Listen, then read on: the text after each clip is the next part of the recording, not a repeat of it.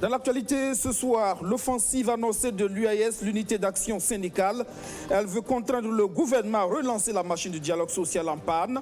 Tout commence par une marche meeting le 31 août prochain sur toute l'étendue du territoire national. L'ODJ, elle, est déjà dans la rue. Une marche silencieuse précédée de sit-in devant l'hôpital de district de Bogodogo à Ouagadougou ce samedi. L'Organisation démocratique de la jeunesse exige l'autopsie des corps de ces deux responsables tués en mai dernier. Le gouvernement est accusé de trouble-jeu dans cette affaire. À Bobo-Dioulasso, la tension monte entre le maire de la commune et les commerçants du marché central.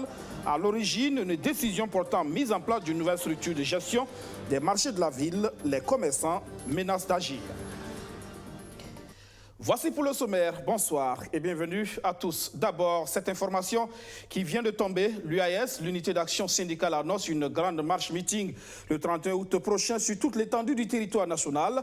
Une action pour exiger, entre autres, le traitement du préalable portant sur l'IUTS, l'impôt unique sur les traitements et salaires, et l'autopsie des corps des militants de l'ODJ assassinés dans le Yaga. Décision prise cet après-midi à l'issue d'une rencontre nationale à la Bourse du Travail de Ouagadougou. Une rencontre première du genre. Suivons le président de l'unité d'action syndicale, Yamajor Jokwanda. Faisant le point des relations avec le gouvernement, il a relevé la non-tenue de la rencontre annuelle gouvernement-syndicat depuis 2017. Il a indiqué que la situation du monde du travail est aussi marquée par le blocage de la révision du Code du travail, notamment par le patronat, qui rejette les propositions de l'UAS.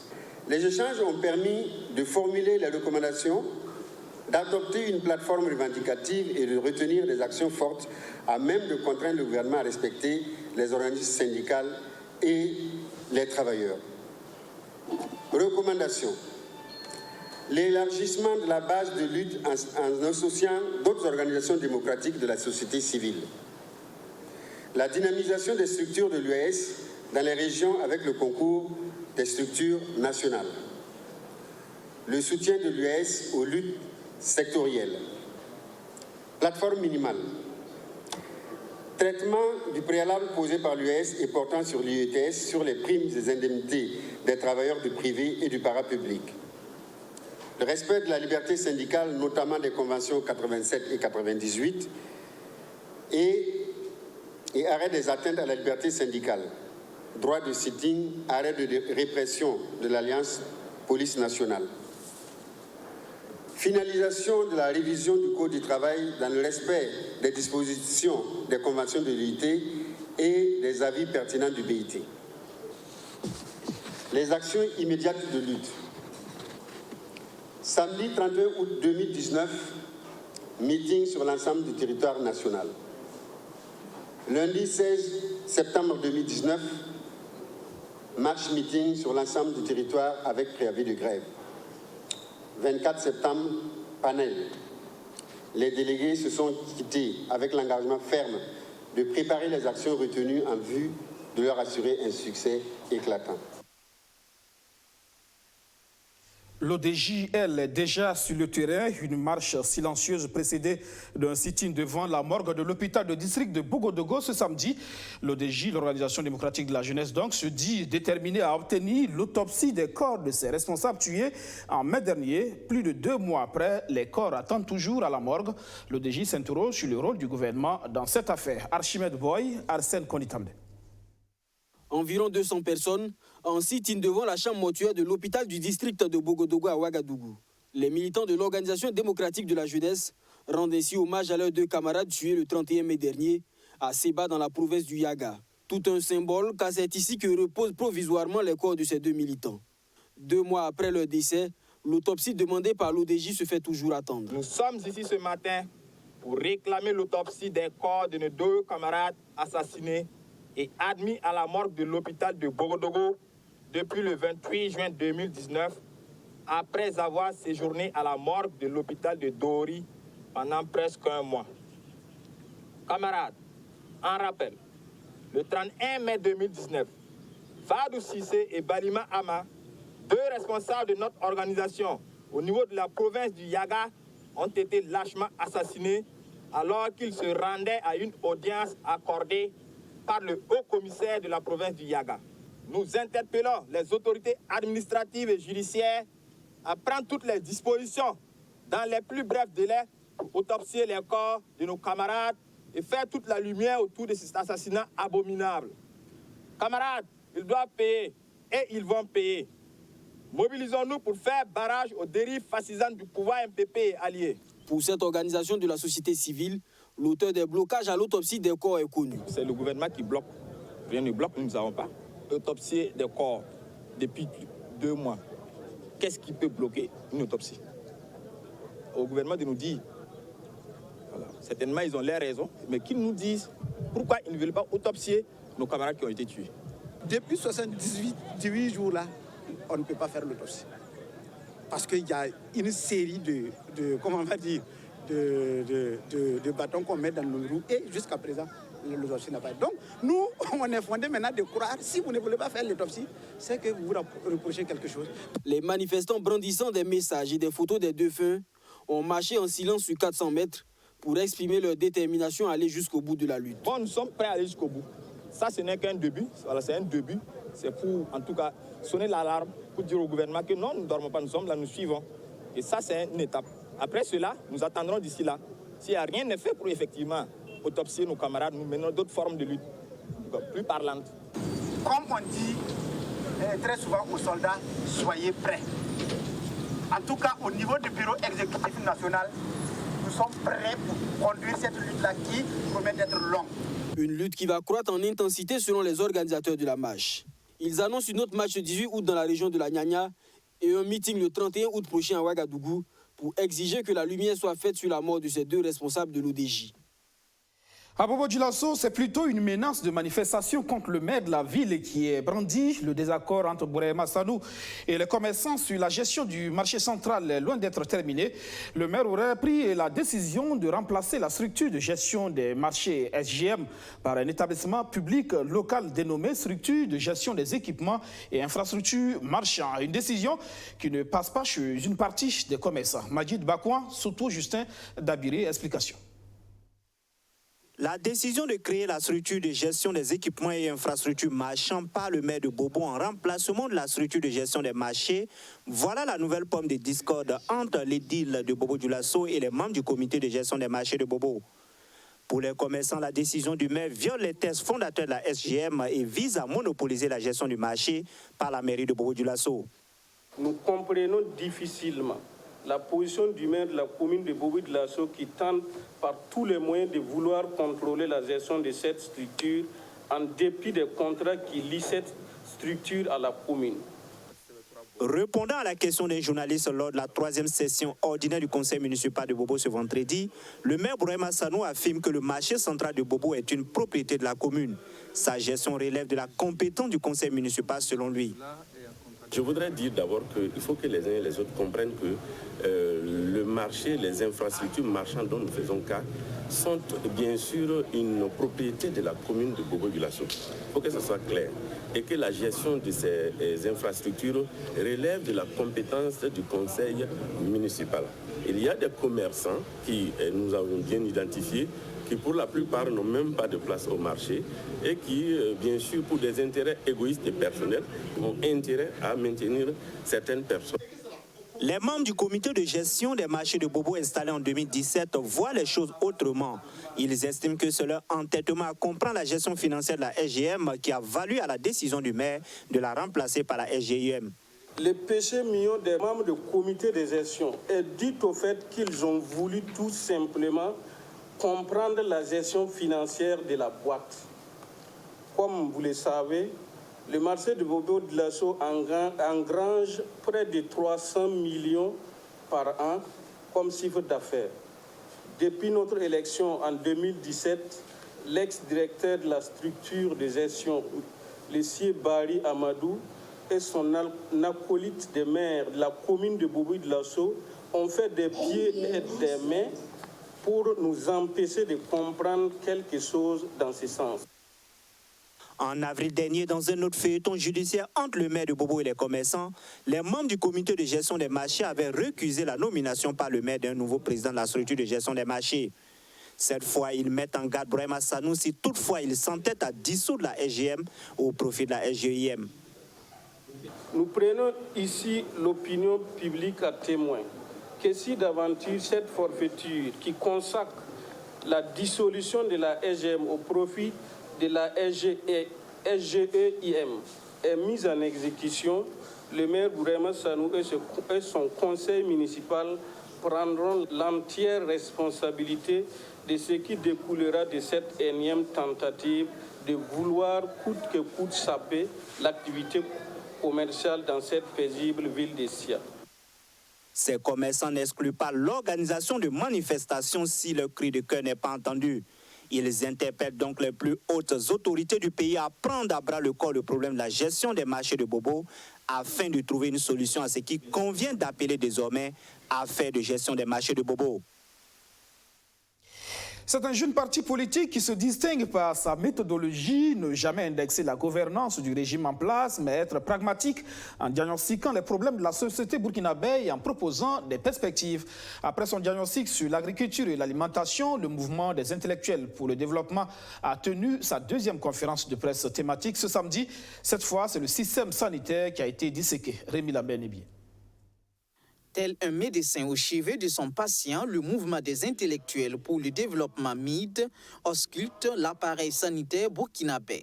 Selon ce parti, le Burkina Faso a mal à sa santé et le diagnostic livre de quoi remplir un ordonnancier. Insuffisance des centres de santé, cherté des soins, mauvaise alimentation, pauvreté des populations, insuffisance d'agents de santé. Bref, le bilan général de santé du Burkina ne peut être exhaustif. Mais pour le MID, le remède, lui, peut être unique. Une bonne allocation budgétaire à ce secteur. Le budget alloué à la santé, je pense que avec ça m'étonnerait effectivement qu'on puisse parler de bonne santé. C'est même pas pour une seule personne d'être à l'aise. C'est pour dire quelque part, c'est un problème de répartition. On a les moyens. Pourquoi on se flatte? On a les moyens. Donc, amenons ceux-là qui gèrent nos moyens de faire une bonne répartition des ressources. Faisons le bon choix dans la répartition de nos ressources que nous avons. L'autre indication du MID au gouvernement est de permettre à la population de manger sainement en imposant un contrôle rigoureux sur les produits de consommation. Mais si les lois font voter, on dit que effectivement c'est interdit pour un commerçant d'importer des produits frelatés, si le gars le fait, non seulement on saisit les biens et puis on enferme. C'est un délit majeur. Il veut tuer nos populations. Donc logiquement, nos autorités doivent être fermes sur la question. Si une loi est votée, c'est que tout le monde est convaincu effectivement que les produits frelatés n'apportent rien de bon à nos populations. Donc, mettez les dispositions pour que ceux-là, les produits ne rentrent pas dans nos pays. Tant que ces produits rentrent dans nos pays, on ne peut pas contrôler tout le monde. Et les gens, malgré qu'ils soient conscients que ça peut le tuer, il va consommer. C'est comme les autres produits, comme on parle de la cigarette, tout ça. On comprend que ce n'est pas bon, mais on le fait. Donc, du coup, que ceux-là qui sont chargés effectivement d'empêcher les produits qui nuisent à la santé de nos populations n'ont pas fait leur travail et que nos populations, nous-mêmes, soyons conscients, si nous sommes convaincus de quelque chose qui n'est pas bon pour nous-mêmes, arrêtons de le consommer. Relever le niveau de formation des agents de santé s'avère également nécessaire, selon le MID, pour garantir des soins de qualité aux populations. En mi-mai, lors de sa première conférence thématique, ce parti composé uniquement de jeunes a invité le gouvernement à faire du secteur agricole le pilier du développement du pays. Le MID invite chaque Burkinabé à poser quotidiennement un acte qui contribue au développement de sa patrie. Voyons à présent ce programme qui ambitionne transformer 100 projets économiques innovants en entreprises viables et opérationnelles.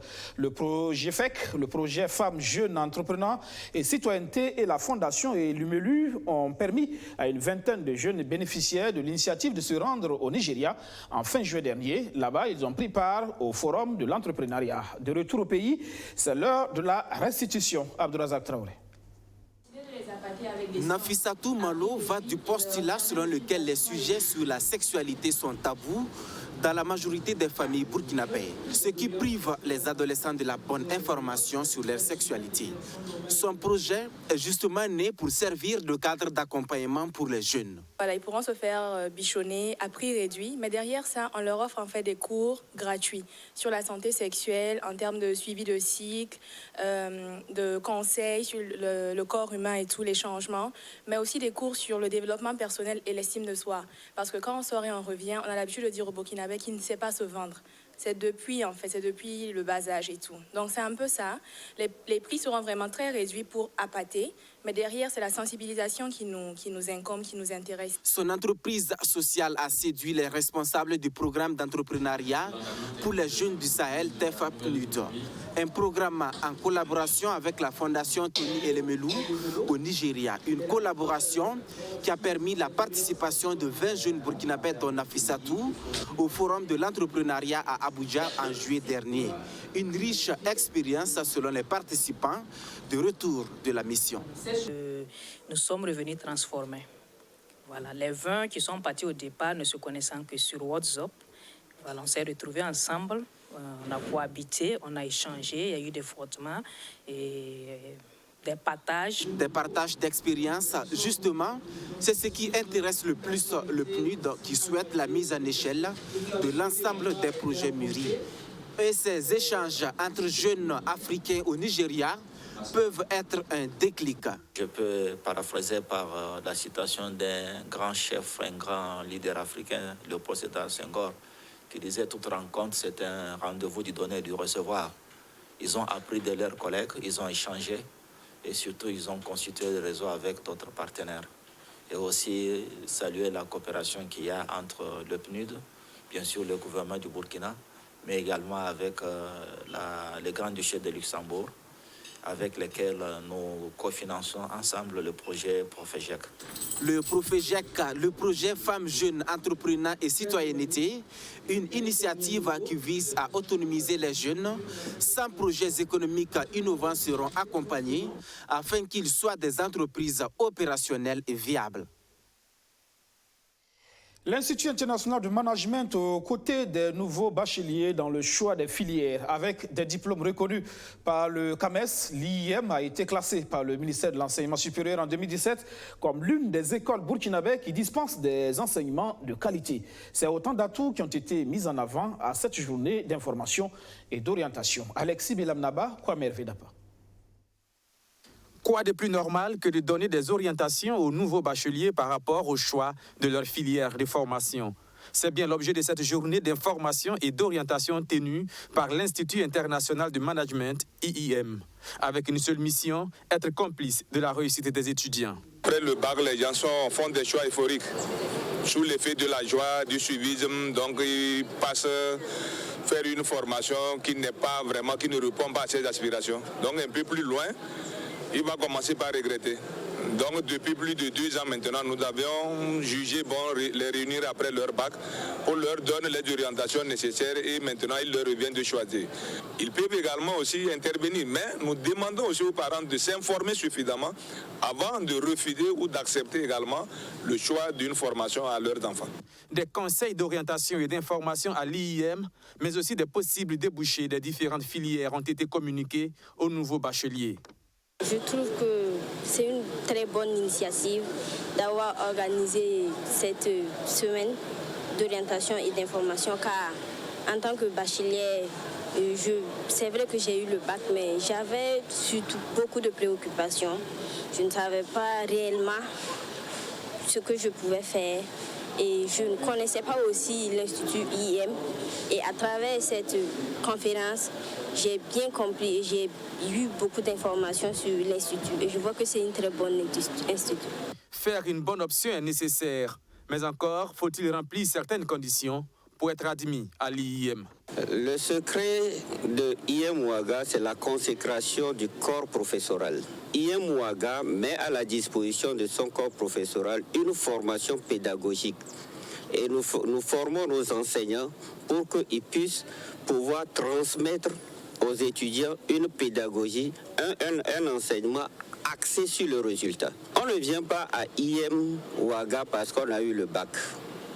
il y a une procédure de sélection, dépôt de dossier, entretien pédagogique, orientation, choix de filière. Et lorsque vous êtes retenu par ce processus, vous pourriez entrer à IEM. Depuis la création de l'IEM en 2008, son taux de réussite chaque année varie entre 80 et 100%. L'IEM compte un personnel de 144 enseignants. En 2017, l'Institut international de management a été cité par le ministère de l'Enseignement supérieur burkinabé comme l'une des écoles qui dispense des enseignements de qualité. Présent dans 8 pays francophones, ces diplômes sont reconnus par le CAMES. À l'étranger, un Brexit sans accord, les Anglais vivent des instants de peur. Le risque de rupture d'approvisionnement est réel. Si cette option se confirme alors, on fait des provisions. La perspective d'un Brexit sans accord de plus en plus probable, les résidents britanniques se préparent à ce qui pourrait survenir après avoir quitté l'Union européenne. Une enquête publiée ce lundi révèle qu'ils ont dépensé environ 4,3 milliards d'euros pour stocker des marchandises. 800 000 personnes auraient déjà dépensé plus de 1 000 euros pour se préparer à d'éventuelles pénuries. Toujours selon cette enquête, 3 personnes sur 4 déclarent avoir acheté des provisions supplémentaires et la moitié des personnes interrogées affirment avoir acheté des médicaments et des boissons supplémentaires. Si le Royaume-Uni quitte l'Union européenne sans accord, les entreprises prévoient des problèmes d'approvisionnement à court terme. Le Brexit peut également aggraver la pénurie de médicaments en Europe. Chaque mois, environ 45 millions de boîtes sont expédiées de Grande-Bretagne vers le continent. Les compagnies pharmaceutiques préviennent que certains médicaments pourraient ne pas avoir obtenu les approbations nécessaires pour continuer à être importés de Grande-Bretagne.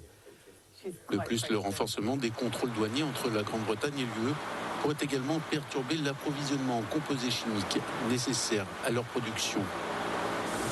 Enfin, les craintes de Brexit et la baisse de l'économie du Royaume-Uni au deuxième trimestre de cette année ont vu la livre sterling plonger à son plus bas niveau depuis 10 ans la semaine passée. Mais la monnaie britannique a retrouvé de la valeur ce lundi. C'est la fin de cette session d'information. Merci de l'avoir suivi. Restez avec nous à 20h15. Chibai Wakato, le journal La Langue nationale Morée. C'est avec Rianata Wina. Bonsoir.